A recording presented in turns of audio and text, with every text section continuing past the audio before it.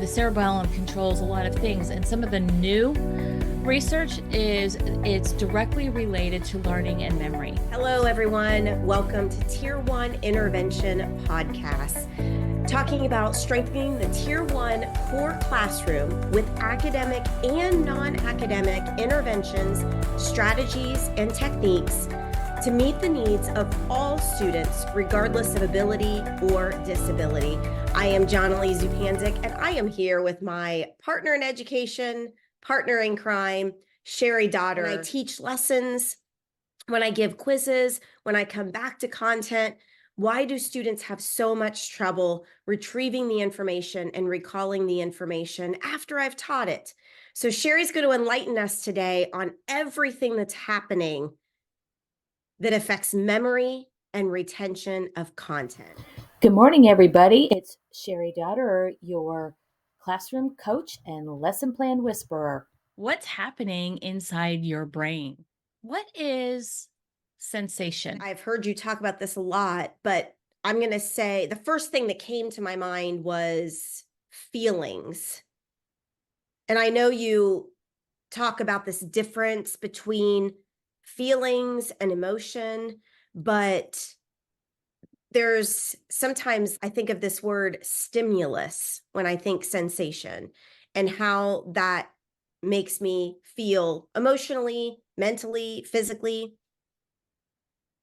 Yes, we are a three-part being. We have a mind, we have a body, and we have a spirit.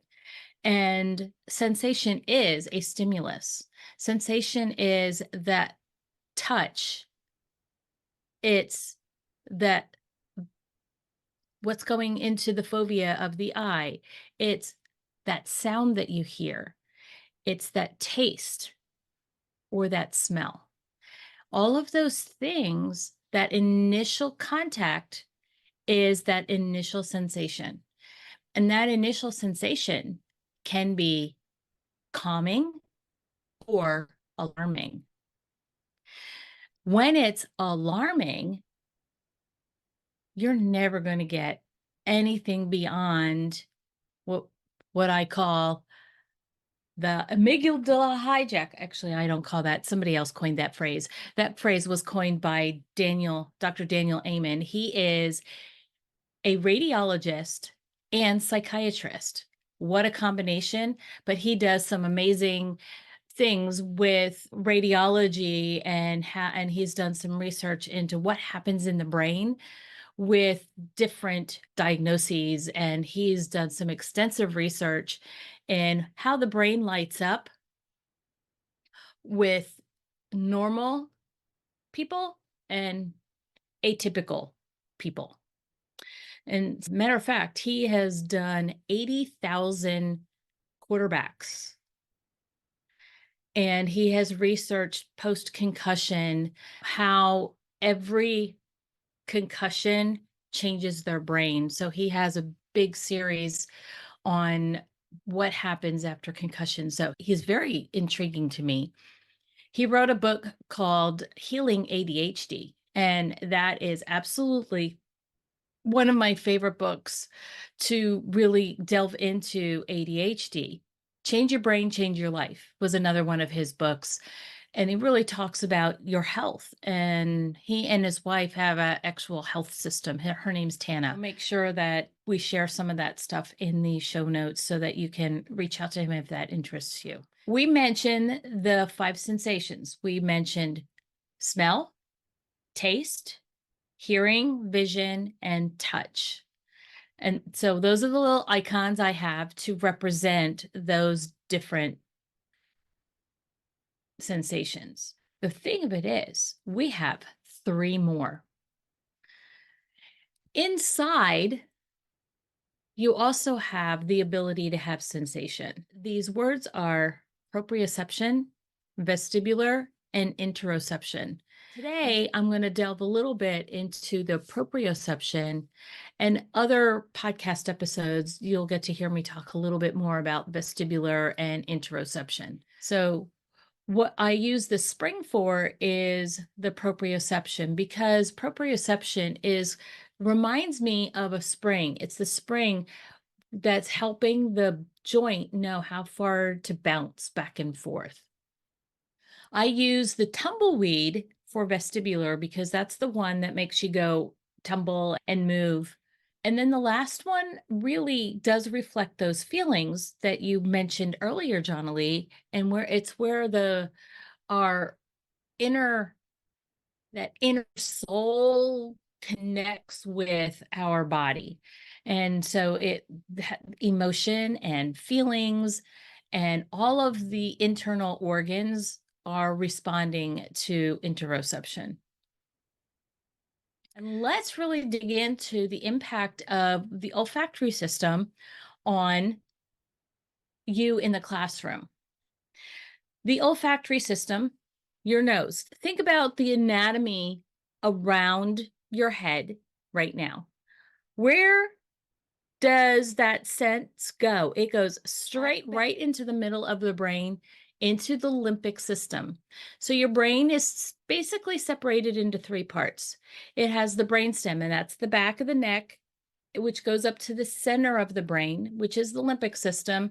And then we have the outer layer, which is the cortex. That's where all the thinking occurs and all the comparisons to our world. So that stem is really that rudimentary level. It is controlling things like how fast you breathe, what's going on with your heart rate, turns on and off digestion. When we go up to the limbic system, it takes those sensations that we feel from looking at our eyes, our mouth, and all those other areas and filters them. The thing that's different with sensation of smell is it goes directly into the limbic system. It bypasses the brainstem. And it doesn't go into the cortex directly. It only goes to that association cortex in the frontal lobe, which I'm getting a little technical on you, but I want to say this because the olfactory system is the one that you're going to get a non-thinking response out of. Okay, I'm going to get a little crass maybe here. So you have one of those kids in your classroom that passes one of those very loud gas bubbles, the one that all the other kids are going, ew, that an initial response of, ooh, that really did stink. That is all subconscious, which is where the limbic system is. That's your subconscious brain. And all those responses that you cannot control are going right into that limbic system. So that is the only sensation that goes directly into the limbic system that you have no other filtering control. It is raw. Think about the classroom. Do you diffuse essential oils? Or do you diffuse something that you can get off the shelf at the grocery store, like a Glade? It may not be good for all kids. It was the 8th grade math classroom. How about that, Jonily? It was the math classroom. Anyway, the math teacher had Glade push-ups in her plugs all over the room. I think I found 3 of them. But when I opened her door for the first time that morning, I got blasted with an overwhelming smell that I could not tolerate. I started tearing. I started sneezing, and I'm going, oh, this is not going to work today. And then I realized what she had done. So I just gently went through the room, pulled out all of them, and left them sit on the floor or at some place next to where the outlet was. And I left a message for her when I left at the end of the day saying, hey, I pulled them out. This is why I'm allergic to them. So I want you to think about those smells that are going on in your classroom that you may be offering as a calm for some may not be a calm for others. What are your thoughts on that? Did you ever have any experiences where what you thought was calming was not so calming? No, for me, smell definitely affects my thinking. Just side note here, I grew up in households with cigarette smoking. And I remember the smell just when I would leave the house, the smell on my clothes. It was something that was overwhelming. And then when I moved out to go into a place now where that smell is, it brings back that sensation that I had felt previous. And I never thought about that before, Cheri, when you were talking, but that was one smell that I think really affected my mind, to be honest.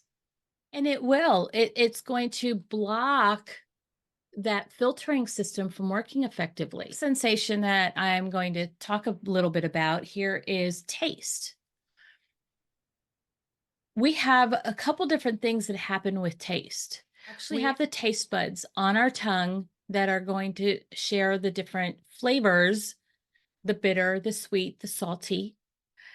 But we also have saliva that's getting put in our mouth. We have that ability to chew straight up and down, or if we have the more advanced chew where we're chewing with our jaw at the bottom, going around in a circle. That stimulation from chewing can enhance attention.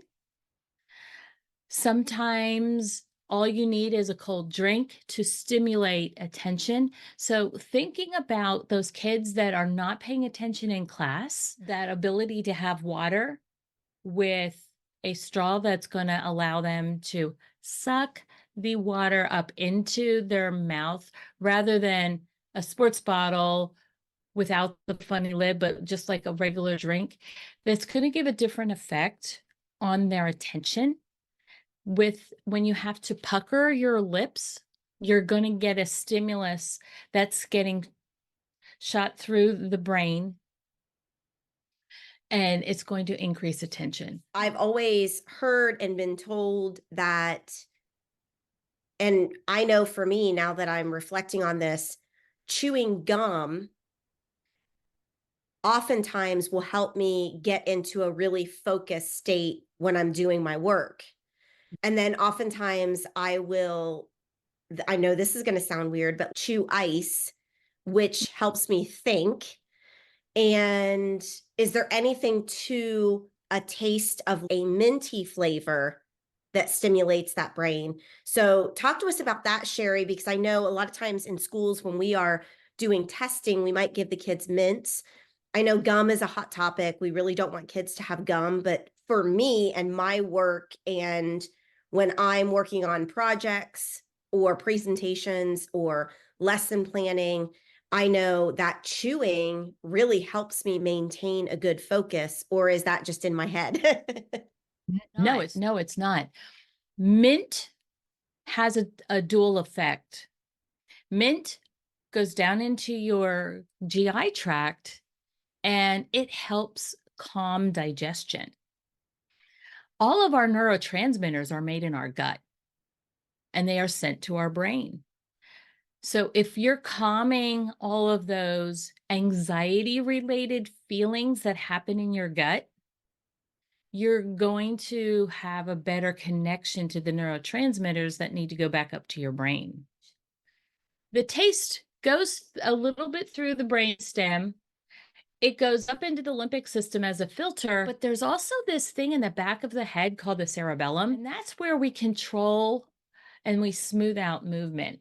If you didn't have that cerebellum, when you go to pick up a glass of water, you would be shaking all over the place. And when we have students or adults or whatever that have that jerky movement, that's one of the places that a neurologist will look for a mishap that might be happening in the brain. And the cerebellum controls a lot of things. And some of the new research is it's directly related to learning and memory.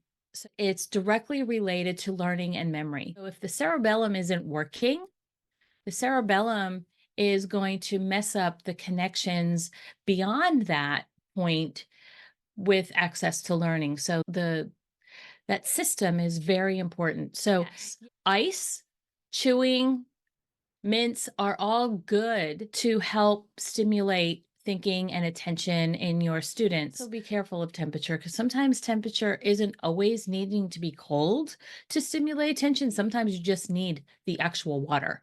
So don't worry so much about the temperature. However, they do know that cold will stimulate more.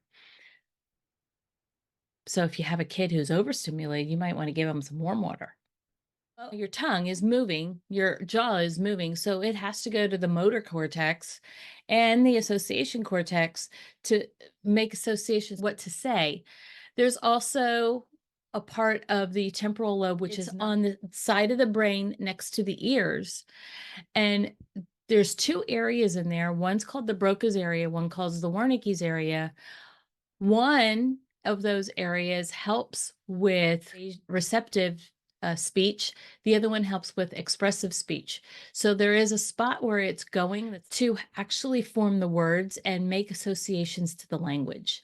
It's a little complex, wouldn't you say? It's very complex. Honestly, Cheri, the amount of information that our kids actually do retain should be celebrated, because there's so much that's going on for learning to happen.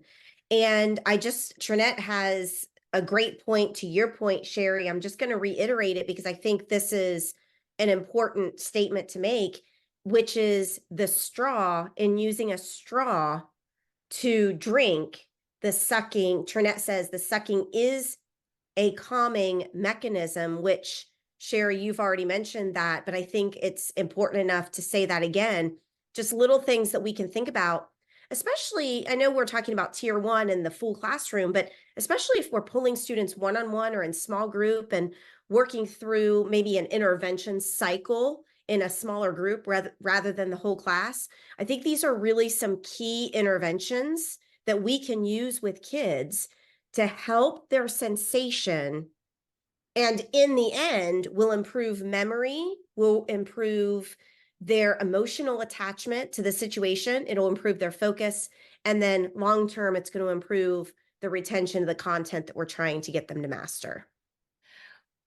Right now you are getting the beginning part of a 2.5-hour workshop.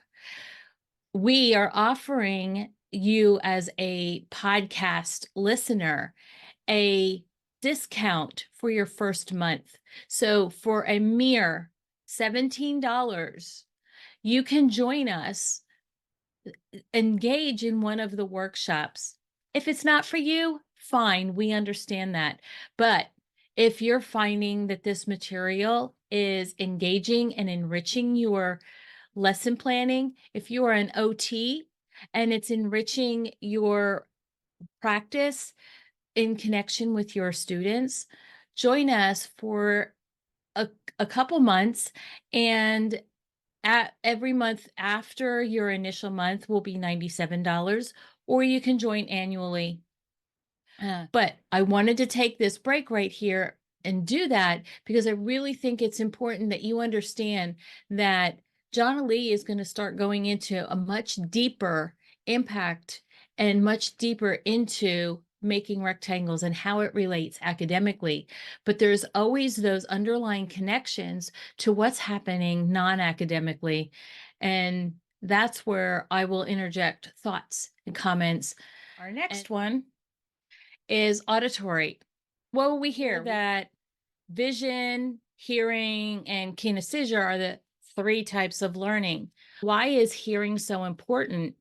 That is actually one of the first sensations that we really encounter when we're born. The first thing that happens is we yell. And can we hear ourselves yell? Can we hear our mother respond to that yell? And we make those nonverbal communications with the crying. But some kids really have trouble. There is a lot of research, and this is why a lot of kids have tubes in their ears, is there's a lot of connections between central auditory processing disorder and difficulty with hearing. I know my hearing isn't a result of ear infections and stuff, and reason I never had tubes put in my ears. However, my hearing is a result of being in marching band in the percussion section and being the cymbal player and having that sound constantly in front of me, and that vibration that hits you in the ear can affect your eardrum and also your hearing. So the intensity of sound will also impact. My uncle and my father were both in submarines. My uncle was in the engine room. His hearing, he's just about deaf at this point in his life. My dad has better hearing because he was at a different part on the submarine, but they both have central hearing loss because of the intensity of the sound around them. That's why decibel levels are so crucial to kids learning. I had a student, oh gosh, mom, this was a private student that I had. Mom was asking me to help her out. And they actually had the audiologist come in an entire day and record the decibel levels throughout the day, because there was a point in time in the day where she would just shut down and go ballistic. And they were trying to figure out if it was decibel level or there was something else going on. So they had one person doing a functional behavioral assessment, and then she was doing the decibel levels. And when the kids had free time, that point in time where the kids are all making all the noise, it was too much for her to handle. So the teacher had to strategically ask her to go to a certain area of the room that was created like a little cocoon that would make it a little bit soft for her. So when we had this free time, that she could then bring herself back into the group, but that sudden change was too much for her to handle.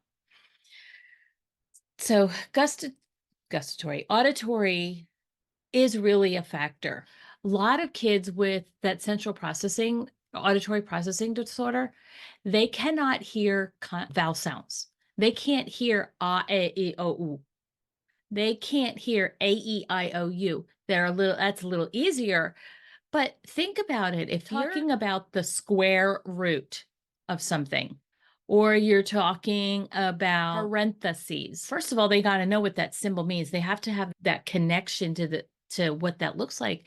But if they're having trouble understanding what the word is that you're even saying, they got shut down. They're back here trying to process. They lost 5 sentences of what you just said. Next one is vision. And this is probably the one that I know the most about. In my book, I talk about the vision and stuff a lot. And vision is very complicated. We have the stuff coming in through the eye. It goes back through the retina. The nervous system switches sides for half of the vision, and then it stays on the same side for half. It goes back into this back part of the brain called the occipital lobe. It also has some touch in the cerebellum, and it creates a digital file. You know how we have 10s frames and 12s frames and 8s frames? The occipital lobe actually makes it look like a binary code. We get 1 2 1 2 1 2 1 2 1 2. Every subtle change in color. I have the green on today, but how many shades of green do I have on? Each one of those greens is a different file of binary code in the occipital lobe. That is sent to the parietal lobe, which is the green part. So the occipital lobe was the pink part. The parietal lobe is where we interpret. And I have the same thing in this hand. It's imaginary right now. I know that. It's round. It has a stem. It has a leaf. Sometimes it's green. Sometimes it's red. Oh, it has this thing on the bottom. It's fleshy on the inside. What is it? We have the other side of the opposite parietal lobe, which is saying, oh, that's an apple. It begins with A, it has two P's, an L, and an E. So we have this logic thing going on. We have this creative thing going on. Those two sides of the parietal lobes have to connect together. That information goes to the association cortex in the frontal lobe. I would keep talking about it. That's that blue part. Remember, we have 3 trillion nerves in our brain. When you have a sensation, when you have something that like you're seeing or touching or whatever, you can instantaneously tell that it happened. The last of the senses that we talk about all the time is touch. Touch is even more complex than vision. With touch, we have light touch, heavy touch. We have pain. We have temperature, hot and cold. All of those different areas has nerve. So when somebody is touching your hand, when you touch your own hand, is it hot? Is it cold? Is it good to bad touch? Is it too forceful? Is it just right? And all of that, all of those messages go up through the brainstem, through the limbic system, through the cerebellum. They do go into the parietal lobe a little bit because you're trying to make those associations to what you're seeing, end up in the motor cortex and the association cortex.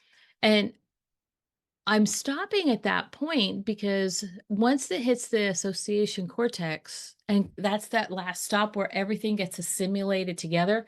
So we have something happen. We have a smell that goes with it. There might be a taste that goes with it. Think about ice cream. You've got a smell, you've got a taste. You might be touching the cone. You might be touching the ice cream itself.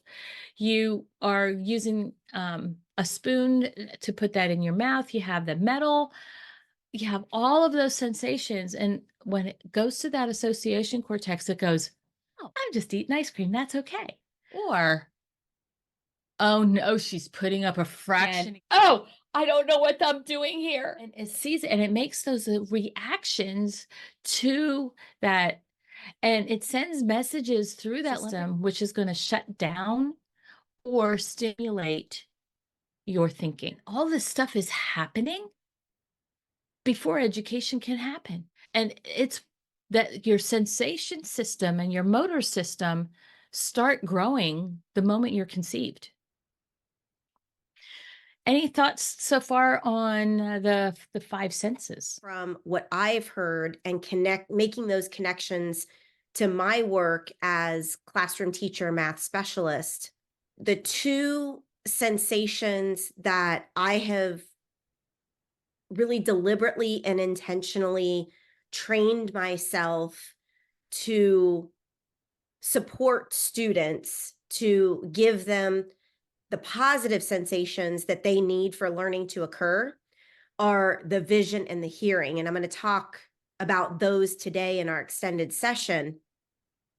But just to recap, the smell is going to affect or even negate any poor instructional practices that I'm using. So just keeping in mind and being aware of the smell and the feel and some of those other senses subconsciously are going to affect access to learning.